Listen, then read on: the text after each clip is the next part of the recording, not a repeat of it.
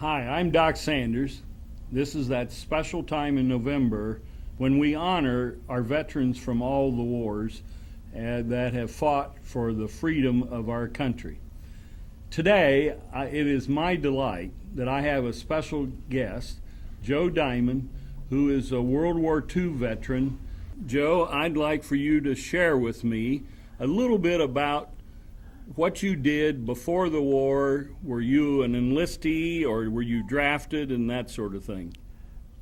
Before the war, I graduated from high school and moved to Columbus, Ohio to attend Ohio State University. One Sunday, a bunch of us were out in the car riding around, and we heard the news on the radio that Pearl Harbor had been attacked. And we did not understand what it was all about. Because what's Pearl Harbor and who attacked them? The next day, Monday, the papers had the full story. And Wednesday, I dropped out of college, turned in my paperwork, and went home and volunteered for the Army. I was gung-ho or eager to go, and they accepted me. And in due course, I worked my way through the preliminary scheduling and training and ended up in the panhandle of Texas, where I became the drill sergeant because I had some military experience at college. Well, as a drill sergeant, I found out what the Army was trying to do. They were trying to teach the new men to obey orders instinctively without question, because in combat you didn't have time to ask, do I have to or what? You just do it. So that's all we did in Texas was drill, drill, drill. I think the first station I went to from Texas was also in Texas, Lackland Air Force Base, which was the big reception center for aviation cadets. That's what they call us. And they tested us to see what skills we were fit for. I passed all the tests, and I requested pilot training. They gave it to me. Well, I'm not going to say why, but I left pilot training and was transferred over to navigation school.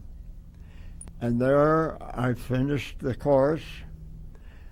I was sent to Charleston Air Force Base. From there, they gave us brand new B-17G aircraft, formed us into crews, and said, fly that plane to England. And now that was the new plane at that time, right? Yes. I mean, they were considered they were going to be the workhorse. Yes, if you would. definitely. That was the latest model and everything. And as we flew by the Statue of Liberty, we circled 4 times and waved goodbye, and off we went. We ended up in England. From there, they broke us up.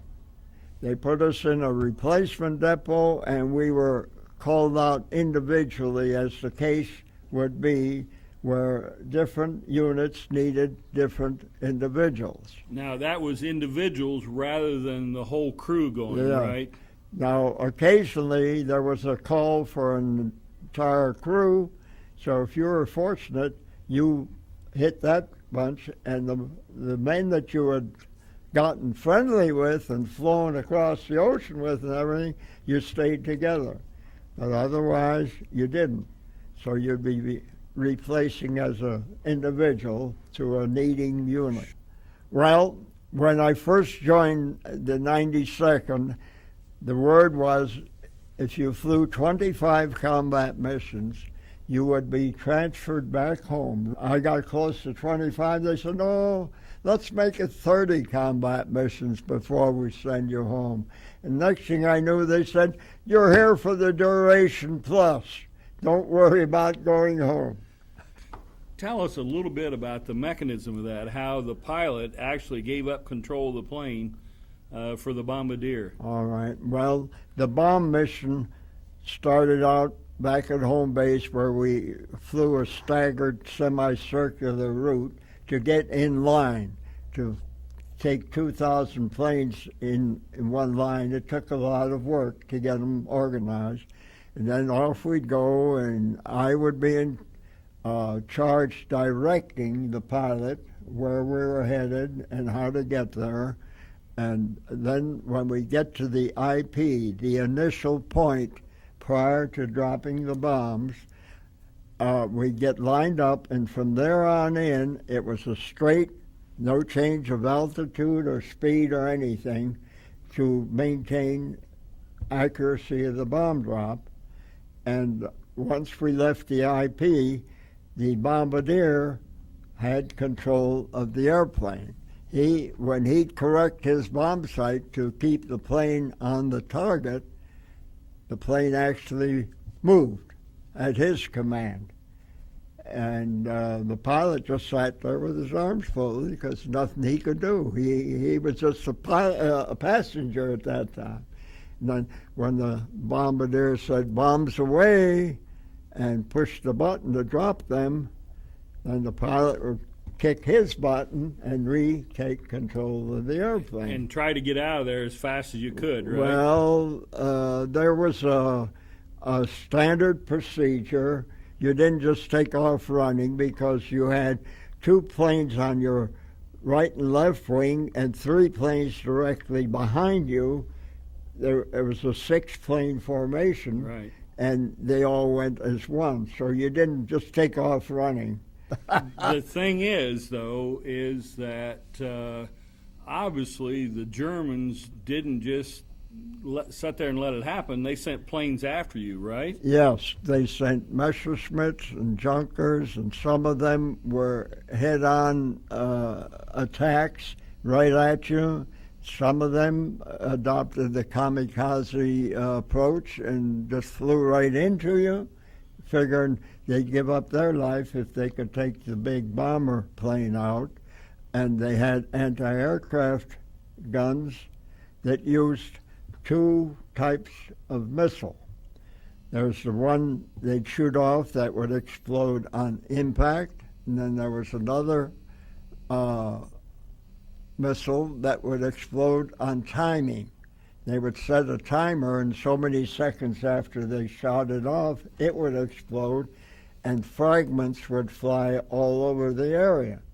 And now on the ground, they could see the puff of black and red smoke when the bomb exploded, when the shell exploded. Right. It wasn't a bomb. And they could tell how close they were to our altitude area.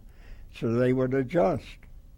And there were some missions you'd fly, you'd look out the plane, and there was so much black and red smoke and powder that you felt it was so thick you could get out and walk on it. It was no fun. I had several crewmates lose their mind, so to speak, over flak, and they gave up their flying position and became what we call ground pounders. They no longer flew on combat missions. There was more than their mind could handle. And so then, when was the war over for you? 1946. The Germans surrendered in May. I don't recall the exact day of the month. And on our base, the commissary opened up and said, "Free beer for everybody." We had a party. Everybody got pixelated. And most of us, including me, couldn't find our way back to the bunks. So we just slept on the ground wherever we fell. That was a good night. And then after the war, you did you remain in the Army Air Corps, or did you come back here? Okay. Our unit stayed over, and we became part of the Green Project, which was a quick way to get our infantry back stateside from Europe so they could be trained to invade Japan. And the way they did that, we had crew rest the same as commercial airlines do. You could fly so many hours, then you had to stop. Well, if we loaded our plane and tried to take them all the way back home, it would take forever and a day. So our unit split up. One portion stayed in southern France, one portion stayed in northern Africa, and one portion was stationed in South America, the northern part of South America. So we would gather them up and fly them from France to Casablanca, give the men an hour's rest. They'd get on board another plane and fly across the ocean to northern part of South America, give them another hour's rest, and the third unit would fly them stateside. So in one day we had them all we had people stateside. It was a continuous trek, go, go, go. And so when we flew them to Casablanca, we'd stay over for a couple hours, load up our plane with repatriated French people who had run away from the Germans and brought them back to France. And then we were ready to the next day fly again. It was a continuous stream to get them boys home. We also had the honor, and I participated in this, of being the first ones to fly into Germany and bring back American POWs. We flew to Barth Stalag, and we landed there, and the American POWs were marched out of the prison and to the runway, the tarmac, and they saw the American planes with the American insignia, and they started whooping. They saw American soldiers in American uniform. They were overwhelmed, and we had to apologize. We were issued many cans of DDT and instructed to thoroughly spray the POWs before we loaded them on board the plane, so we did not bring back any bugs, insects, or what have you. We apologized to the boys and said, "I'm sorry, I have to do this. What are you waiting on? Hurry up and get it done so I can get on board." And that was a terrific day in my life to be able to bring them back. And they were just as appreciative to see us. You know, there's one other question that I wanted to ask you, and in your lap here, you've got a scarf, and I was hoping maybe you'd show us that scarf and explain what that was about. I think this is really neat. Can you get it? It's a map, right? It's a silk map of Europe, and it's what we call an escape map. Most of the crews got one. And this was given me in 1944, which makes it 67 years old.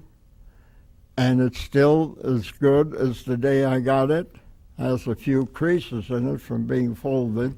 And the point is, if we had to jump out of our airplane to abandon ship, so to speak, if we lost power and had to jump out, I would instruct the crew as to where we were and which direction they had for safety, the shortest direction, distance. And they had the maps, or if they didn't have a map, they knew which direction. Head southeast and you'll hit this or that. One happier day, that bunch of us got to go to Paris, France. This was probably July of 1945. The war was over, And we did manage to get to go to France. A group of us fly in. We were allowed. And we picked the fanciest restaurant in town to go have dinner. We wanted to live it up. We were so happy we had lived through it all. The war was over. They weren't killing us or shooting at us anymore. So in we go, and it was gorgeous. They had 2 glass doors to enter into the restaurant. They must have been 10 feet tall. And they had a man standing there, and his job was to keep that glass clean and also open the door to let you in or out. Well, we went in, had dinner, and maybe had a drink or two too much, celebrating that we lived through it. And on the way out, one of the men had a pressing need to relieve himself, and he couldn't wait. He took off running. He never saw the glass door. He ran right into it, broke his nose, blood all over the place, and that doorman, all he could do was complain about the mess on that glass door. He could care less about that poor man laying there moaning and groaning in pain. So that's something I'll never forget either. On this Veterans Day, veterans of every war has a lot of memories, and some of them of hardships and some of them of joyous things and some victories and that sort of thing. And World War II was considered to be the war to end all wars. And that's what we hope for. We are indeed grateful that there aren't very many World War II veterans left, but the fact that you would come and share some of those stories and give us a living history of the things that occurred during World War II. Joe, I appreciate you being here.